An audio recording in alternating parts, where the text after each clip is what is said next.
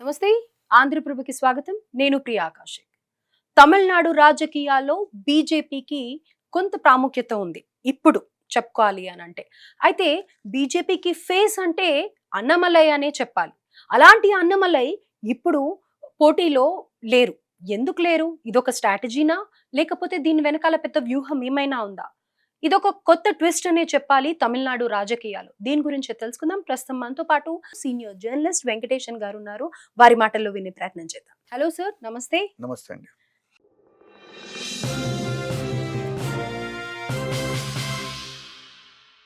Sir, so social మీడియాలో ఎంతో popular బీజేపీకి ఫేస్ అంటే గనక అన్నమలై అనే చెప్పాలి. తన వాయిస్ ఎన్నో విధాల వినిపించారు. ఎంతో మంది పక్కన నిల్చొని ప్రజల సమస్యలన్నీ కూడా పెద్ద చర్చగా చేసేవారు ఆయన. అవును. అలాంటి అన్నమలై గారు ఇప్పుడు సడన్ గా బరిలో లేరు, ఎన్నికల బరిలో. ఎందుకని అంటారు? దీని వెనకాల పెద్ద వ్యూహం ఏమైనా ఉందా? అంటే వ్యూహం అని చెప్పలేమండి. యాక్చువల్లీ అన్నామలై గారు ఐపీఎస్ నుంచి రిజైన్ చేసి, పోలీస్ ఆఫీసర్ రిజైన్ చేసి 2020లో బీజేపీలో జాయిన్ అయ్యారు. ఆయనకి ప్రత్యక్ష రాజకీయాలతో అదే మొదటి పరిచయం. ఒక ఐపీఎస్ ఆఫీసర్గా ఆయన ఒక ఆఫీసర్గా ఉండి ప్రత్యక్ష రాజకీయాలు బీజేపీలోనే ఎంటర్ అయ్యారు. బీజేపీలో ప్రత్యక్ష రాజకీయాలకు వచ్చారు. ఒక దశలో ఆయన ఉద్దేశం ఏమిటంటే రాష్ట్ర వ్యాప్తంగా తమిళనాడు మొత్తంగా బీజేపీని బలోపేతం చేయాలనేది ఆయన లక్ష్యం. అంటే ఏ అలయన్స్తో సంబంధం లేకుండా ఒక బీజేపీని బలీయమైన శక్తిగా తమిళనాడులో దాన్ని పెంచాలి, అభివృద్ధి చేయాలనేటువంటి లక్ష్యంతో ఆయన పనిచేశారు. ఆయన కార్యకాలం అంతా అదే, ఇప్పుడు కూడా అదే పనిచేస్తున్నారు. ఆయన టార్గెట్ అంతా ఒకటే, బీజేపీని బలోపేతం చేయాలి. వాస్తవం ఏమిటంటే తమిళనాడులో ద్రవిడ పార్టీలు ఏదైతే డిఎంకే, ఏఐడిఎంకే ఏవైతే మనం అంటున్నామో వాటి ప్రభావం చాలా బలంగా ఉంది. ఇక్కడ బీజేపీ లాంటి జాతీయ పార్టీలు ఎదగడానికి అవకాశాలు చాలా తక్కువ. గత ఎన్నికల్లో ఏఐడిఎంకే పొత్తుతో ఒకసారి ఆయన అసెంబ్లీ ఎన్నికల్లో కూడా పోటీ చేశారు. ఒక మేరకు ఆయన ఓట్స్ గెయిన్ చేయగలిగారు. కాకపోతే ఏమిటంటే ఇక్కడ తమిళనాడు రాజకీయాల విషయానికి వస్తే భాజపా మొత్తం అన్ని సీట్లలో నిలబడి పోటీ చేసి గెలవగలిగే పరిస్థితి దగ్గరలో మాత్రం లేదు. ఎందుకంటే దానికి చాలా కాలం పడుతుంది.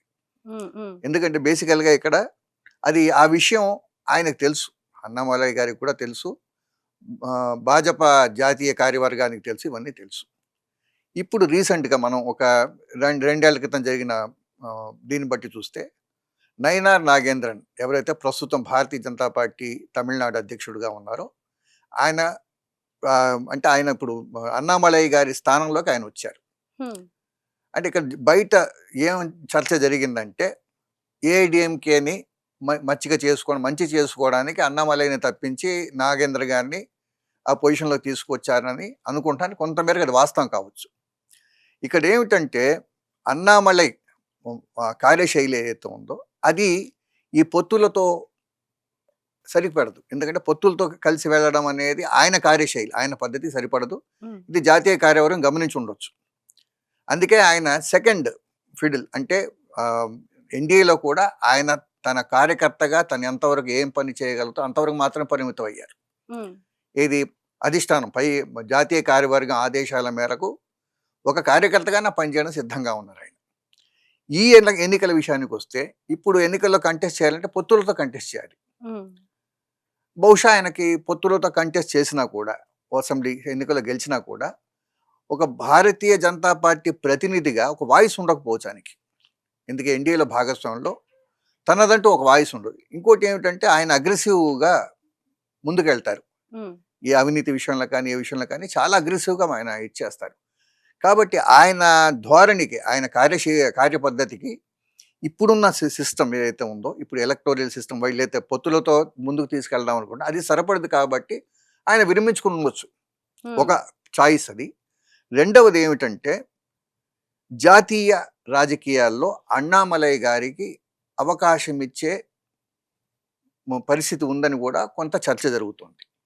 ఎందుకంటే ఆయనకున్నటువంటి ఇంటలెక్చువల్, ఆయనకున్నటువంటి మేధస్సు వల్ల తమిళనాడు రాజకీయాల కంటే ఎక్కువగా ఆయన జాతీయ రాజకీయాల రాణిస్తారు. కాబట్టి భవిష్యత్తులో ఆయనకు రాజ్యసభ సీటు ఇచ్చి ఆయన్ని సెంటర్కి కేంద్ర పిలిపించుకునే అవకాశం కూడా ఉండొచ్చు. అయితే ఇక్కడ ఎంతో మంది ప్రజలు అన్నామలై వస్తారు, బీజేపీ ఉనికి మళ్ళీ తమిళనాడులో కనిపిస్తుంది అని అనుకున్న వాళ్ళందరూ డిసప్పాయింట్ అవుతారు కదా.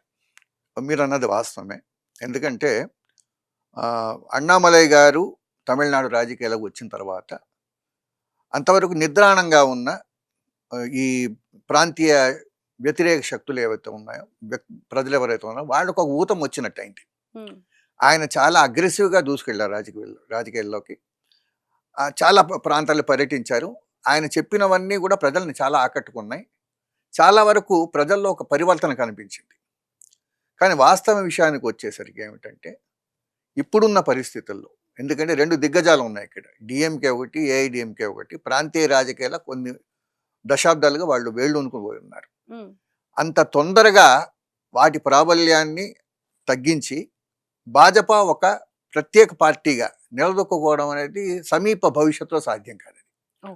కాబట్టి ఎన్డీఏతో పొత్తులతో కలిసే వెళ్దామని కేంద్ర కార్యవర్గం భావించి ఉంటుంది. కాబట్టి ఎన్డీఏలో భాగస్వామిగా ఏఐడిఎంకేతో పొత్తు పెట్టుకున్నారు. ఈ పొత్తుల వల్ల భాగస్వామిగా బీజేపీ కొంత చాలా తక్కువ ప్రాంతాన్ని కానీ తక్కువ ప్రాధాన్యత ఇవ్వబడుతుంది. అక్కడ వాళ్ళకి ఎక్కువగా రిప్రజెంటేషన్ ఉండదు. మహా ఒక 10 సీట్లు 5 సీట్లు వస్తాయి. వాళ్ళకి వాయిస్ ఉండకపోవచ్చు అక్కడ. ఎందుకంటే ఏఐడిఎంకే ఒక ప్రభుత్వం కనుక ఏర్పాటు చేస్తే వాళ్ళదే ప్రాబల్యం ఉంటుంది. బీజేపీ కూటమిలో భాగంగా ఉండొచ్చు కానీ బీజేపీ ఒక ఎంటిటీగా అక్కడ రిప్రజెంట్ చేయలేదు.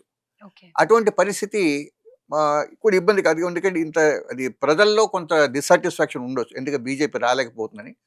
కానీ వాస్తవికంగా అక్కడ పరిస్థితి లేదు అని చెప్పాలంటే మాత్రం. అందుకే ఇప్పుడు ఆయన బహుశా ఆ ఉద్దేశంతోనే ఆయన పోటీ చేయకూడదు నిర్ణయం తీసుకుండొచ్చు వ్యక్తిగతంగా. అయితే ఇప్పుడు ఓవరాల్గా మనం మీరు అన్న డిఎంకే కానీ, లేకపోతే ఏఐడిఎంకే కానీ, లేకపోతే ఇప్పుడు విజయ్ పార్టీ కానీ కొత్తగా వచ్చాయి, వాటికి ఈక్వల్గా కాంపీట్ చేయలేడు కాబట్టి ఆయనని వద్దు అని అనుకున్నారు అని అంటున్నారు మీరు. ఆయనను వద్దు అని అనుకోలేదు. ఈయన వద్దని ముందే వాళ్ళకి ఎమ్మెల్యేస్ ఎవరైతే అసెంబ్లీ కంటెస్టెంట్స్ లిస్ట్ తయారు చేయడానికి ముందే అధిష్టానానికి తన చెప్పేశారు, నేను కంటెస్ట్ చేయాలనుకోవట్లేదు అనే విషయాన్ని ముందే తెలియజేశారు. అంతేగాని ఆయనకి ఇవ్వకూడదని అధిష్టానం తీర్మానించుకోలేదు. ఆయన వ్యక్తిగతంగా నేను ఈసారి ఈ ఎన్నికల్లో నేను ప్రచారం చేస్తాను కానీ ఎన్నికల్లో పోటీ చేయని తెలియజేశారు ముందు. కాబట్టి ఆయన వాళ్ళు పరిగణలోకి తీసుకోలేదు అనమాట. రైట్. అయితే ఇక్కడ ఇంతకు ముందు వినిపించిన మాటలు ఏంటి అని అంటే కనుక బీజేపీ విజయ్ తో కలిసి అలాగే పవన్ కళ్యాణ్ తో కూడా మాట్లాడి బీజేపీ పార్టీలో పొత్తుతో వెళ్తారు అని అనేసి అని అన్నారు. మరి దానికి బ్రేక్ ఎందుకు పడింది సార్? అలా ఎందుకు ముందరికి వెళ్ళట్లేదు? అంటే బీజేపీ ప్రయత్నాలు చేసింది విజయ్ని కలుపుకోవడానికి. తర్వాత ఇప్పుడు పవన్ కళ్యాణ్ గారి ద్వారా విజయ్ని కాంటాక్ట్ చేసి విజయ్ని కలుపుకునే ప్రయత్నం చేశారు. ఎందుకంటే విజయ్కి ఒక పాపులారిటీ ఉంది తమిళనాడులో. తర్వాత అతనికి డిఎంకేకి వ్యతిరేకంగా ఉన్నాడు. సో అతన్ని తమ వర్గంలో ఎన్డీఏ గ్రూప్లోకి తీసుకొద్దని చాలా ప్రయత్నాలు జరిగాయి. అది ఫలవంతం కాలేదు. కారణం ఏమిటంటే డిఎంకేకి ఏఐడిఎంకేకి సమాన దూరం పాటిస్తున్నారు ఆయన విజయ్. ఇంకోటి ఆయనకి డిఎంకే విధానాలు నచ్చలేదు, ఏఐడిఎంకే విధానాలు నచ్చలేదు. సొంతంగా తన పార్టీ అజెండాతోనే ముందుకు వస్తున్నారు. కాబట్టి 234 స్థానాలు అన్నిట్లో ఆయన పార్టీ కంటెస్ట్ చేస్తుంది ఎలక్షన్స్. అయితే ఇప్పుడు మీరు ఇందాక కూడా అన్నారు చాలా అగ్రెసివ్ గా వెళ్తారు అన్నమలై అని. అది ఒక మైనస్ గా భావించిందని అంటారా అధిష్టానం కూడా? మేబీ లేదండి, అది అలా కాకూడదు. ఎందుకంటే ఇప్పుడున్న ప్రస్తుత రాజకీయాల్లో అన్నామలై వంటి ఒక ముక్కుసూటి నిఖార్సైన తత్వం ఉన్న వ్యక్తులు అవసరం ఉంది. ఆయన ఏది మాట్లాడినా కూడా బేస్లెస్గా నిరాధారమైనటువంటి ఆరోపణలు కానీ బురద చల్లడం వంటి కానీ ఆయన ఆ రాజకీయ నేపథ్యం నుంచి రాలేదు. ఆయన సర్వీస్ చేసినంత కాలం ఆయన కరప్షన్ ఛార్జెస్ ఆయన మీద ఏమాత్రం లేవు. ఎక్కడ పోయినా చక్కని పేరు తెచ్చు. చిక్మగళూరు, ఉడిపి లాంటి ప్రాంతాల్లో కర్ణాటక క్యాడర్లో దాదాపు 15 ఏళ్ళు పనిచేశారు. ఆయన 8 ఏళ్ళు పనిచేశారు. ఆయనకి అక్కడ మంచి పేరు తెచ్చుకున్నారు. ఒక మంచి పోలీస్ ఆఫీసర్గా మంచి పేరు ఉంది. కాకపోతే మనకున్న రాజకీయ నేపథ్యంలో ఏమిటంటే చాలా సర్దుబాట్లు అవసరం. అయితే ఒక అగ్రెసివ్ పొలిటికల్ ఫిగర్ అనేది మనకు చాలా తక్కువ. మనం వెళ్ళడంలో సర్దుబాట్లు పొత్తులు అవసరం అవుతాయి. మనం వద్దనుకున్న వ్యక్తులతో కూడా కలిసి ముందుకు సాగాల్సి ఉంటుంది. సైద్ధాంతిక విభేదాలు ఉన్నప్పుడు కూడా కలిసి ముందుకు సాగాల్సి ఉంది. ప్రజాస్వామ్యంలో అది ఒక అనివార్యమైన విషయం. అవును. అది విషయం ఆయనకు తెలుసు. ఆయనకి తెలియదని కాదు. ఆయన ఆయన ఉద్దేశ్యం ఏమిటంటే భాజపాని సంస్థాగతంగా తమిళనాడులో పటిష్టం చేయాలి. అది దీర్ఘకాలికంలోనైనా సరే. ఈ 10 ఏళ్ల 5 ఏళ్ల కాకపోవచ్చు. ఇంకో 5 ఏళ్ల తర్వాత అయినా చేయాలన్న పట్టుదలతో ఆయన పనిచేస్తున్నారు. కాబట్టి ఆయన ఒక మాట అన్నారు ఒకసారి సభలో. మై నేను బీజేపీలో పనిచేస్తున్నాను. నేను తమిళనాడులో పనిచేస్తున్న కార్యకర్తని. కేంద్రంలో మోదీ గారు ఒక కార్యకర్త. ఆయనకి బాధ్యత ప్రైమ్ మినిస్టర్గా బాధ్యత ఇచ్చారు. నాకు తమిళనాడు భారతీయ జనతా పార్టీ అధ్యక్షుడిగా నాకు బాధ్యతనిచ్చారు. ఆయన కార్యకర్తే, నేను కార్యకర్తే. ఇటువంటి విధానం ఏదైతే ఉందో ఒక స్పష్టంగా చెప్పడం. ఆయన కార్యకర్తే, ఒక ప్రైమ్ మినిస్టర్ కూడా కార్యకర్తే, ఒక తమిళనాడు భాజపా అధ్యక్షుడు కూడా కార్యకర్తే అనేటువంటి స్పష్టమైన ఆలోచన ఉంది. ఇది భారతీయ జనతా పార్టీ భావజాలంలో వాళ్ళు అదే పద్ధతిలో ముందుకు సాగుతారు. అంటే ఇక్కడ ఏమిటంటే హైరార్కీ ఉంటుంది. కాకపోతే ఒక ప్రాంతీయ నాయకుడి భావనల్ని, ఆయన ఆలోచనలు కూడా పరిగణలోకి తీసుకుంటారు.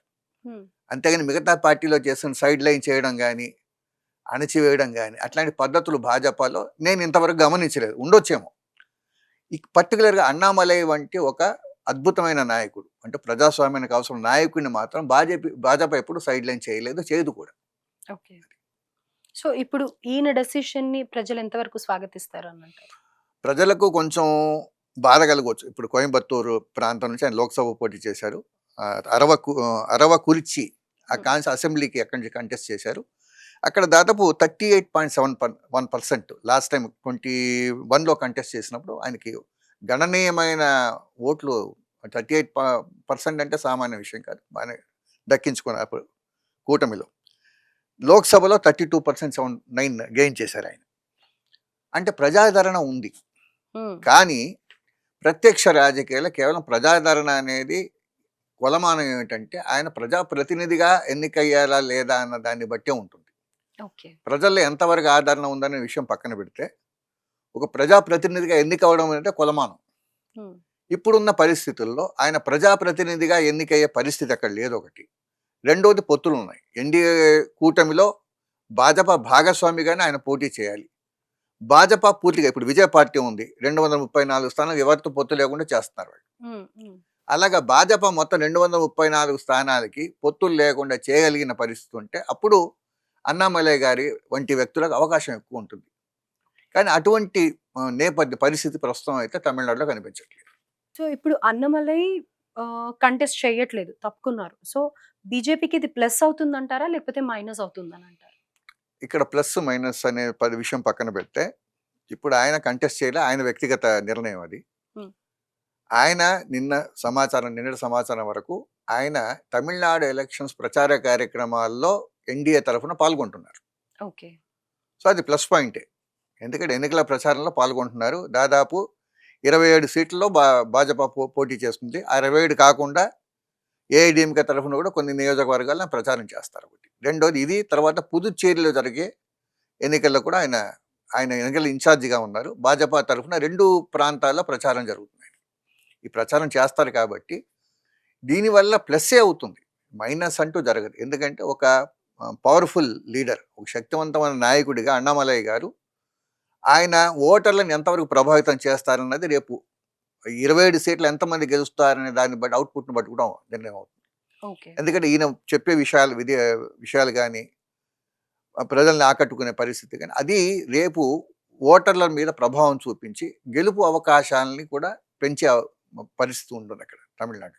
ఓకే. అంటే బీజేపీకి ఆయన క్యాంపెయినింగ్ చేస్తారు, తప్పకుండా చేస్తానని ఆల్రెడీ నిన్న అధిష్టానం అనకూడదు, జాతీయ కార్యవర్గం సమావేశానికి వెళ్ళొచ్చారు.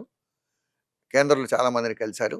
వాళ్ళ అక్కడ సూచనలు తీసుకుని ఆయన తమిళనాడుకు వచ్చారు. తమిళనాడు పుదుచ్చేరిలో ప్రచార కార్యక్రమంలో పాల్గొంటారు ఆయన ఎన్డీఏ తరఫున. కానీ ఎవరు కంటెస్ట్ చేస్తారంటారు ఇప్పుడు బీజేపీ? దాదాపు 27 మంది కాన్స్టిట్యూన్సీలో నిర్ణయం అయిపోయింది. 27 ప్లేసెస్లో వాళ్ళు పోటీ చేస్తున్నారు బీజేపీ తరఫున. ఎన్డీఏలో భాగంగా ఇండియా పోటీ చేస్తున్నారు. లిస్ట్ అది ఖరారు అయిపోయింది. చాలా మంది ఉన్నారు బీజేపీ తరఫున. అంటే ఇక్కడ అన్నామలై మనకి ఎందుకంటే ఒక అగ్రెసివ్ లీడర్గా మనం అన్నామలైని చూసాం. రూట్ ప్లే అంటే ఒక గ్రౌండ్ స్థాయిలో, అంటే చాలా కింద నుంచి పైకి వచ్చిన కార్యకర్తలు కూడా చాలా మంది తమిళనాడు భాజపా కార్యకర్తలు ఉన్నారు. వాళ్ళలో చాలా మంది ఇప్పుడు ఈ ఎమ్మెల్యే 27 అసెంబ్లీ స్థానాల్లో వాడు పోటీ చేస్తారు. చాలా మంది వాటిలో చాలా మంది అర్హత ఉన్న వాళ్ళకి వాడు ఇస్తారు. అంటే ఒక స్ట్రాంగ్ ఫేస్ ని చూసి మళ్ళీ ఇప్పుడు వేరే వాళ్ళు ఆ ప్లేస్ లోకి వస్తారు అంటే గనుక ఎంతైనా యాక్సెప్టెన్స్ ఉండదు. సో బీజేపీ కూడా గెలుస్తుందా గెలవదా అనే దీంట్లో చెప్పాలి అంటే అన్నమలై ఉంటే ఎస్ ఏమో మేబీ టఫ్ అదే. ఫైట్ ఇస్తుందేమో అని అనుకుంటాం తప్పితే ఉమ్. అదర్వైజ్ ఇప్పుడు వేరే పర్సన్ వస్తే గనుక బీజేపీ ఉనికి ఎలా ఉంటుందంటారు? అంటే కేవలం ఒక అన్నామలై ఫ్యాక్టర్ ఒకటే పనిచేయదండి ఎలక్షన్స్ లో. ఓకే. ఎందుకంటే చాలా ఈ, దీంట్లో చాలా పాయింట్స్ ఉంటాయి ఇన్వాల్వ్ కావడానికి. ఇప్పుడు మన అన్నామలైని మాత్రం చూసాం. అలాగే అన్నామలై లాగా ఆయా ప్రాంతాల్లో కష్టించి పనిచేసే కార్యకర్తలు ఉండొచ్చు. ఉమ్, ఉమ్, అన్నామలై లాగా వాళ్ళు గొప్పగా మాట్లాడలేకపోవచ్చు, ఉమ్, కానీ వాళ్ళకి కార్యకర్తల మీద కానీ అక్కడ ఉన్న స్థానిక సమస్యల విషయంలో కానీ స్థానిక ప్రజల్లో కానీ పట్టు ఉండొచ్చు వాళ్ళకి. ఉమ్, ఉమ్, కానీ అవి కూడా ఫ్యాక్టర్స్ అవుతాయి. అన్నామలై అనేది ఒక యాడెడ్ అడ్వాంటేజ్ ఉమ్, ఉమ్. ఇది బీజేపీకి. ఇప్పుడు దాదాపు 27 మంది కంటెస్టెంట్స్ ఉంటున్నారు. ఏదో అలా క్యాజువల్గా ఎవరికో వాళ్ళు ఇచ్చారు కదా. స్థానికంగా వాళ్ళకి ఎంత పట్టు ఉంది, వాళ్ళు ప్రజాక్షేత్రంలో ఎన్నేళ్లుగా పనిచేస్తున్నారు, కార్యకర్తలు ఎంతకాలంగా బీజేపీకి పనిచేస్తున్నారు, వాళ్ళ ఇవన్నీ చూసిన తర్వాత వాళ్ళకి టికెట్ ఇస్తారు. కాబట్టి ఇప్పుడు అన్నామలైకి సరిసమానంగా 27 మంది క్యాండిడేట్స్ ఉన్నారని అనుకోవాలి మనం. అయితే ఇక్కడ ఇంకొక వర్షన్ వినిపించేది ఏంటి అని అంటే గనుక సోషల్ మీడియా అన్నమలైని పాపులర్ చేసింది, అంతేకాని నిజంగా అంత స్టామినా లేకపోయి ఉండొచ్చేమో, అందుకే అధిష్టానం కూడా ఈ డెసిషన్ తీసుకొని ఇలా యాక్సెప్ట్ చేశారు అని అనేసి అని అంటున్నారు. దానికి మీరేమంటారు? అంటే నేను తమాషా చెప్తున్నాను. సోషల్ మీడియాకి అన్నామలైని అసెస్ చేసేంత క్యాపబిలిటీ ఏ సోషల్ మీడియాకి లేదు. Okay. Let me tell you, ఆయన ఒక ఎలక్ట్రానిక్స్ ఇంజనీర్ ఆయన మొదట్లో. తర్వాత ఎంబీఏ చేశారు ఐఐఎం నుండి. ఇండియన్ ఇన్స్టిట్యూట్ ఆఫ్ మేనేజ్మెంట్ అనేది చాలా ప్రెస్టేజ్ ఇన్స్టిట్యూషన్. అక్కడ అడ్మిషన్ దొరకడమే కష్టం. ఆషామాషిగా ఎవరో వెళ్ళి అడ్మిషన్ తెచ్చుకోలేరు. అటువంటి ప్రెస్టేజ్ ఇన్స్టిట్యూషన్ నుంచి ఆయన మేనేజ్మెంట్ పూర్తి చేశారు. తర్వాత సివిల్స్ రాసి ఒక ఐపీఎస్ అధికారిగా రావడం అనేది అంత ఆషామాషి వ్యవహారం కాదు. దీనికి ఎంతో కృషి, పట్టుదల, ఎంతో తపన, దాని ఎంతో అధ్యయనం కావాలి. ఈ సోషల్ మీడియా సోకాళ్ళు ఎవరైతే ఉన్నారో అంత అధ్యయనం చేసే స్థాయి ఆయనను, అంటే ఆయన క్యారెక్టర్ని అసెస్ చేసేది సోషల్ మీడియాలో చాలా మందికి లేదు. మేధావులు ఉండొచ్చు కాక, ఈజ్ ఎ ప్రాడిజీ. ఆయనకు అంత నాలెడ్జ్ ఉంది. సోషల్ మీడియాను పాపులర్ చేయడం కాదు. ఇది ఎలా ఉందంటే సూర్యుడిని ప్రతిరోజు మనమే పాపులర్ చేస్తున్నాం అంటుంటుంది. అన్నామలై లాంటి, నేను అన్నామలై ఫ్యాన్ కాదు, because I see many leaders. ఇప్పుడు రామ్మోహన్ నాయుడు గారు ఉన్నారు కేంద్రంలో, సెల్ఫ్ మేడ్. ఆయనకి మంచి వివిధ విషయాల మీద పట్టు ఉంది, వివిధ భాషల మీద ప్రావీణ్యం ఉంది. అట్లాంటి వాళ్ళకి ఎవరు వాళ్ళని ప్రమోట్ చేయనక్కర్లేదు. Just come out. Social media is a catalyst. ఇప్పుడు పోనీ సోషల్ మీడియాని ఆయన క్యారెక్టర్ని డ్యామేజ్ చేయమంటే చేసేసి ఆయన పడుకోబెట్టేస్తా లేదు కదా. It's not possible. Social media అనేది ఒక క్యాటలిస్ట్ ఎప్పుడు అంతే. ఇప్పుడు మన ఎవరిని పైకి తీసుకెళ్లారు, ఎవరిని కింద పడేయలేరు. చాలా మంది అనుకుంటుంటారు ఏదో మీడియా ప్రచారం వల్లే ఆయనకు అంత పేరు వచ్చింది. మీడియా ప్రచారం కానీ ఆయనకున్న స్టేచర్ లాంటిది. ఇప్పటికీ కర్ణాటకలో ఆయన పనిచేసే ప్రాంతాల్లో పోలీసు అధికారులు ఎవరైతే ఉన్నారో ఆయన మీద చాలా గౌరవం వాళ్ళకి. ఆయన ఎప్పుడు 19లో అక్కడ పని వదిలేసి వచ్చేసారు. ఆయన కార్య పద్ధతి కానీ ఆయన వ్యక్తిత్వం అలాంటిది. వ్యక్తిత్వం ఇట్ ఈస్ సెల్ఫ్ బిల్ట్. ఇప్పుడు సోషల్ మీడియా వల్ల ఆయన వ్యక్తిత్వ నిర్మాణం కాలేదు, ఆయనకున్న స్టేచర్ అలాంటిది అనమాట. సో ఇది ఒక ఫాల్స్ ఏమంటే అది అనుకోవడం ఏంటంటే కరెక్ట్ కాదు. సోషల్ మీడియా ఆయన ప్రమోట్ చేసిందన్న కూడా తప్పు. సో తమిళనాడు పాలిటిక్స్ ఏమవుతాయా అని చెప్పి ఎదురు చూసే వాళ్ళందరూ కూడా ఇది ఒక పెద్ద ట్విస్ట్ గానే భావించాలి. And at the same time ఇప్పుడు స్టేట్ పాలిటిక్స్ లో కాకపోయినప్పటికీ సెంట్రల్ పాలిటిక్స్ లో ఆయన ముందు విజృంభించే సన్నాహాలు అయితే జరుగుతున్నాయి. ఇదొక ఆనందకరమైన విషయం అని అయితే చెప్పొచ్చు. ఎందుకంటే ప్రజల సమస్యని ప్రతిదీ ఆయన డీకోడ్ చేసి అలాగే దాన్ని ఏ విధంగా సాల్వ్ చేయాలి అనే విధంగా కూడా ఆయన మాట్లాడుతూ ఉంటారు. మనం ఎన్నో ఆయన ఇంటర్వ్యూస్ చూస్తూ వస్తూ ఉన్నాం కాబట్టి ఇది బాధపడాల్సిన సిచ్యువేషన్ అయితే కాదు అని అనేసి మనకి వెంకటేషన్ గారు చెప్తున్నారు. Thank you sir, thank you so thank much. You very much.